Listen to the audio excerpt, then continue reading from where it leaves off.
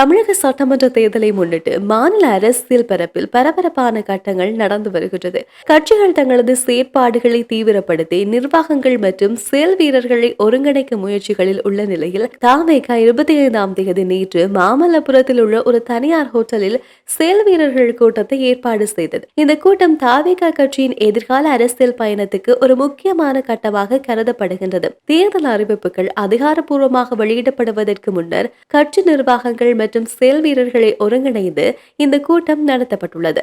இந்த நிகழ்வில் தமிழகம் முழுவதிலும் 2000க்கும் மேற்பட்ட செயல் வீரர்கள் கட்சியின் கட்டமைப்பை வலுப்படுத்தும் நோக்கில் தீவிரமாக கலந்து கொண்டனர். கூட்டம் தொடங்கியவுடன் ஹோட்டல் வளாகம் முழுவதும் அரசியல் கோஷங்களும் ஆதரவு குரல்களும் அதிரத் தொடங்கியது. நிர்வாகிகள் தங்கள் உற்சாகத்தையும் ஆதரவையும் வெளிப்படுத்த தொடர்ந்து விசில் அடித்தனர். கூட்டத்தில் பேசிய தவேக கட்சி தலைவர் விஜய் கட்சியின் தற்போதைய நிலை மற்றும் எதிர்கால அரசியல் நடவடிக்கைகள் குறித்து உரையாற்றினார். அதாவது, நாம் அரசியல் பயணத்துல மிக முக்கியமான கட்டத்துல இருக்கிறோம்.